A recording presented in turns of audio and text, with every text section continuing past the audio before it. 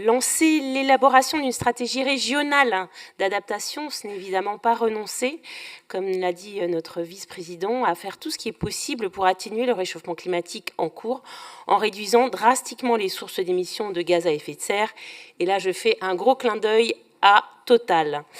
Mais c'est acté que des politiques climatiques ne peuvent être juste des choix énergétiques, des grandes déclarations d'intention ou encore des solutions court-termistes. La communication le souligne.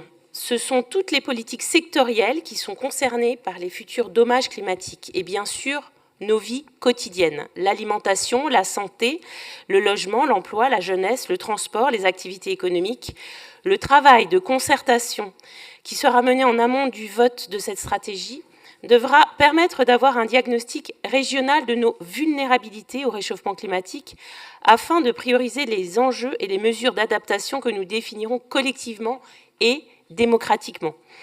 La région doit mettre ces outils au service des territoires, en lien étroit avec les SRADET, les SRDE2I, le PRSE et la stratégie agricole, biodiversité ou encore mobilité.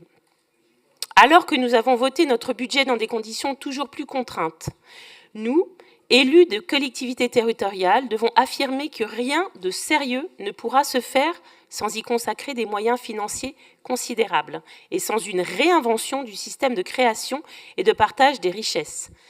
L'hyperfinanciarisation, la concurrence acharnée entre territoires, le dumping social, l'extractivisme jusqu'au boutiste, l'accumulation d'extrêmes richesses et l'extrême pauvreté sont autant d'alertes sur le risque que le capitalisme fait peser sur l'humanité tout entière et les plus fragiles en première ligne.